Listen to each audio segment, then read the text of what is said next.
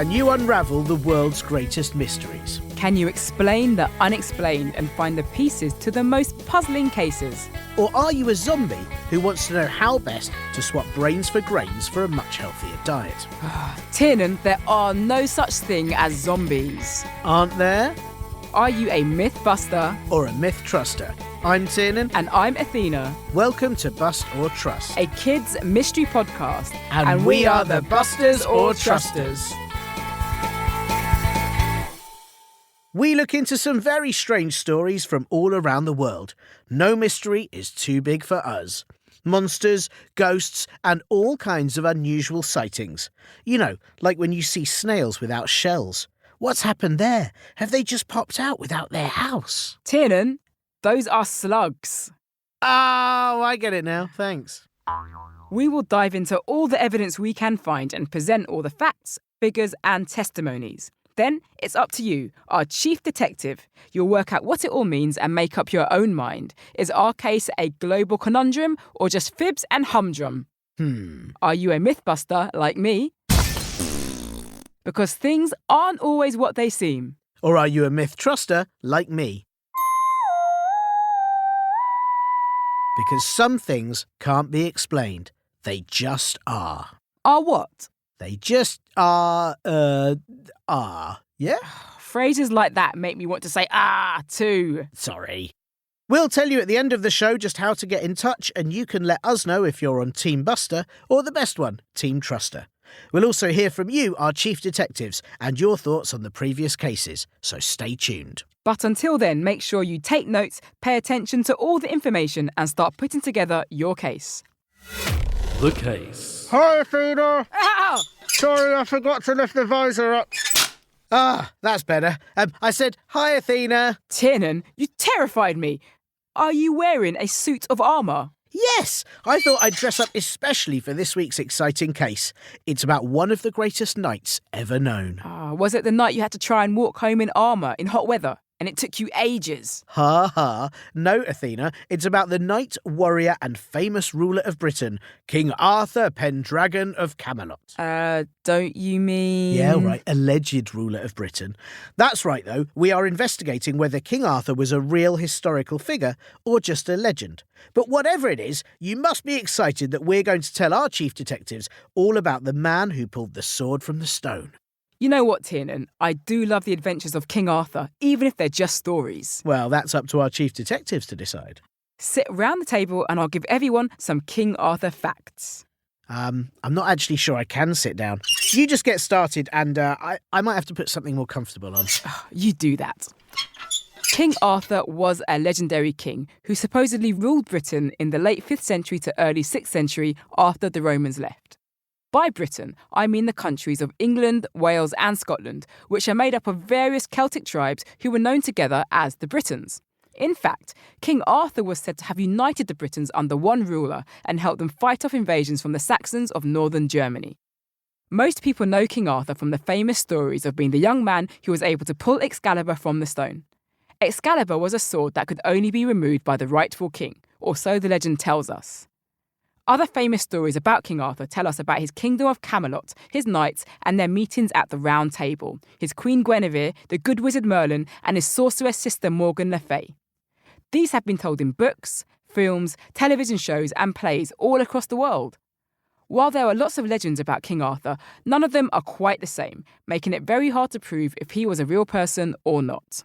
Well, I've seen large stones that haven't got any swords in them, so someone must have taken them out. That's all I'm saying. But of course it's up to our chief detectives to decide whether King Arthur existed or not. And on that note, I think it's time we presented the chief detectives with the evidence to help them make up their minds, don't you? Of course. On to piece of evidence number 1. First piece of evidence. There are a few old books that mention King Arthur, but the most famous is The History of the Kings of Britain. It was written in 1140 by Geoffrey of Monmouth, a Welsh monk. It's a long book, but at the end he talks all about King Arthur and mentioned many of the parts of the story we know, like Camelot, Merlin and the sword Excalibur. The story goes, Then Sir Arthur looked on the sword and liked it passing well. Whether liketh you better, said Merlin, the sword or the scabbard? "Me liketh better the sword," said Arthur. "Ye are more unwise," said Merlin, "for the scabbard is worth 10 of the swords. For whiles ye have the scabbard upon you, ye shall never lose no blood, be ye never so sore wounded. Therefore keep well the scabbard always with you." So Merlin told Arthur that Excalibur's scabbard, the cover you put the sword into, would keep him safe from harm. You know, that sort of thing. Me liketh that story. But most historians agree that Geoffrey of Monmouth's writings are unreliable. They were written hundreds of years after Arthur was supposed to have been alive. Plus, a lot of Geoffrey's manuscripts, they're quite fantastical. I think they're fantastic too. No, Tiernan, fantastical. That means things that aren't real, like fictional stories. His stories about Arthur contain mentions of magic and dragons, which I'm pretty sure weren't around in the 5th or 6th century Britain. Well, not if all those dragons were slain by brave knights. No, of course they weren't. But seriously, Geoffrey of Monmouth never said if he thought Arthur was real or not, just that he translated it all from an ancient book into Latin. So maybe he got a few bits wrong. He never said what that book was, though, and historians now believe he cobbled together lots of details from different historic British figures to make one amazing Celtic superhero. I think Geoffrey of Monmouth may just have been a brilliant storyteller. Wow, King Arthur is like a one-person Avengers. Amazing. Well, even if old Jeff was adding some details, how does that explain piece of evidence number 2? Second piece of evidence. King Arthur's birthplace of Tintagel in Cornwall. Geoffrey of Monmouth mentioned it in his writing as the place that Arthur was born, and evidence shows there was a large settlement there in the 5th to 7th century, which is the time he was meant to have been alive. An English archaeologist called Wyn Scutt did a lot of research and digs in the Tintagel area. He and his team discovered that not only did lots of people live there when Arthur was meant to, but most residents in Tintagel also lived in comfortable, properly built homes. And that's strange, as it was the Dark Ages when most people were very poor and living in Britain was very tough. Perhaps it's the sort of location a king may have arisen from? They also discovered a large stone slab with the word Artognu carved on it. We don't know what that word means, but some people have insisted it's an old way of saying Arthur, and the stone was there to show you that you were in the king's realm. Wow, that is amazing that they could find details of a settlement from so long ago. Archaeology is fascinating. But that's not evidence that King Arthur lived there. It's just a theory. Experts in the Celtic language say that Artognu probably doesn't even mean Arthur. Well, as you say, it isn't likely, but that doesn't mean it isn't true. And what does it mean then? Unless Artognu meant there was somewhere nearby you could do art about a gnu. I don't think there are gnus in Cornwall, but that's a good point. There is still a chance it could mean Arthur, even though it's very unlikely. And even if we aren't sure where Arthur was born, we might know where he was buried. Third piece of evidence. The third piece of evidence is the discovery of Arthur and Guinevere's skeletons in Glastonbury Abbey in southwest England. Guinevere was Arthur's queen and true love, and it seems the two were buried together, which is romantic. Gerald of Wales wrote a guide in 1191 on how to be a ruler, and there's a section in his writings all about King Arthur. And in it he says Arthur's and Guinevere's bodies were discovered by monks between 2 stone pyramids in the famous Glastonbury Abbey. Gerald said, "Buried deep in the earth in a hollow oak and deposited becomingly in a marble tomb. Here too a leaden cross placed under a stone, which I have seen, for I have touched these letters carved there contained. Here lies buried the glorious King Arthur and Guinevere, his second wife, in the Isle of Avalon." The bones were in an old oak coffin and, get this, the male skeleton was approximately 9 feet tall. The body of a giant king. OK, but you're missing that many historians think this was all a fraud carried out by the monks of Glastonbury Abbey. Fraud means deceiving someone, usually to make yourself richer. In 1184, just before Gerald's writing, there had been a fire at the Abbey, and what better way to raise money than a tourist attraction of giant king bones? That's very suspicious timing to find a giant legendary skeleton, if you ask me. Plus, the skeletons mysteriously disappeared in 1539, so we have absolutely no way to tell who those bones belong to. This is the problem with ancient legends. There weren't modern methods available to check things, which is a shame, as there's so much more I'd have loved to have known about King Arthur. Really? Like what? Well, for a start, the legends say he held meetings with all his knights at the legendary Round Table, a huge circular table that some stories say had 12 knights, some 150, all sitting round it discussing their plans. I'd like to know what happened to that table. Good point. If that huge round table did exist, I wonder where it went.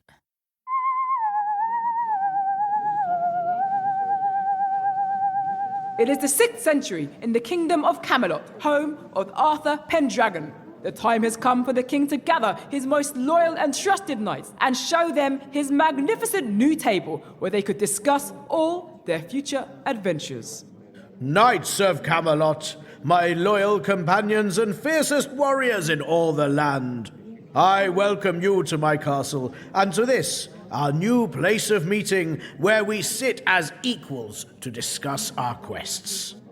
I bring you the triangular table. Please be seated. Your Majesty, Yes, Sir Percival? do I have to sit here? The pointy bit is really digging into my stomach. Well, you could swap with Sir Bors the Younger. No thanks. I'm on a pointy bit too. It's not very nice. This table doesn't work, does it? No.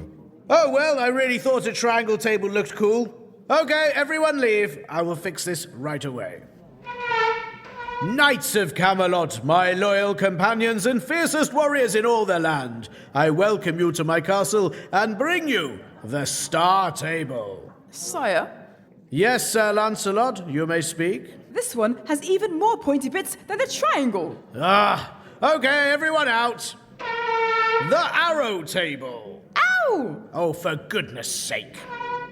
The Oblong Table. It looks like a sausage. Everybody out! I bring you, and this had better be the last time, the Round Table. Oh, this is good. We can all see each other too. My thoughts exactly. Now, everyone, please help me just lift it up and put it a bit more central to the room. Who let go? Well, that's just rolled out of the door. Unbelievable. Right, back to Zoom meetings, everyone. This is just silly. And that is how the story of the Round Table endeth. King Arthur would go on to lose many battles because his knights couldn't hear the plans on Zoom when he forgot to press unmute. That is fascinating, but that table must have rolled somewhere, right? Ooh, maybe the lady in the lake has her lunch at it. Tiernan, that was just a sketch, so it isn't evidence in any way at all. Well, that's what you say. And it's also correct. Shall we round up the evidence for all our chief detectives so they can decide for themselves if King Arthur really existed or not? Let's do it. Evidence recap. Our first piece of evidence is the writings of Geoffrey of Monmouth in 1140, who told the tale of King Arthur for the first time, telling many of the stories we know about him today. But many of Geoffrey's writings are unreliable, with contradicting facts and some really fantastical parts about magic and dragons. Our second piece of evidence is King Arthur's birthplace of Tintagel, where archaeologists discovered there was a settlement at the time Arthur was meant to have been born, and there's a stone slab that says Artognu. But Celtic experts say that probably doesn't mean Arthur, and evidence of a settlement doesn't prove that King Arthur was born or lived there. Our final piece of evidence was the discovery of 2 skeletons in Glastonbury Abbey, with a lead cross that says they are King Arthur and Queen Guinevere. Except many historians think it was all a hoax to raise money for repairs to the monastery. So now we're handing it over to you, Chief Detectives, to work out whether King Arthur existed or not. What do you think? Are you a King Arthur mythbuster? Or a King Arthur myth truster? We want to hear from you and what you think, and most importantly, which side you're on. Obviously mine though, right? I wouldn't be so confident if I was you.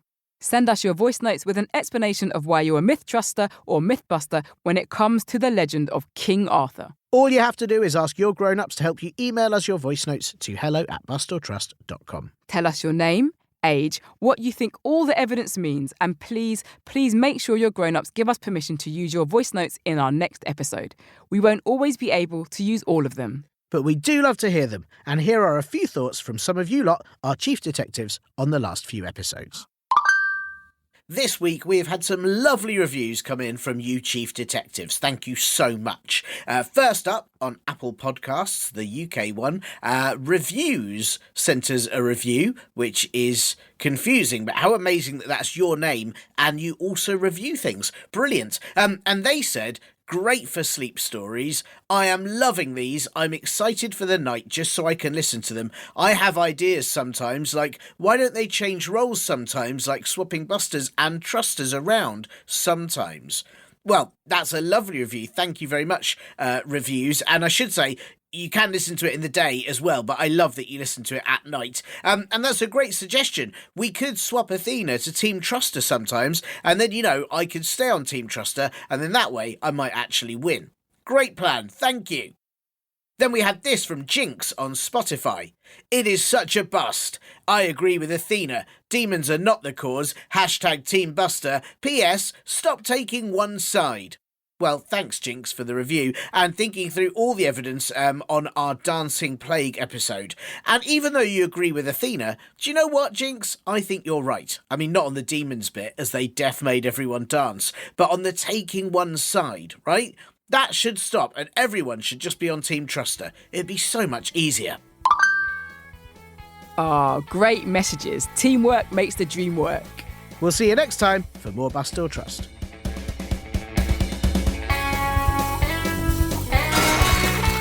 That's a bit more comfy. You were right. That armour wasn't great for getting around in. Tiernan, what are you wearing? Are you in your pyjamas? Well, if I can't put on nightwear, then I thought I should put on nightwear. If I was going to give you a knighthood, I would say, arise, Sir Tiernan of the Ridiculous!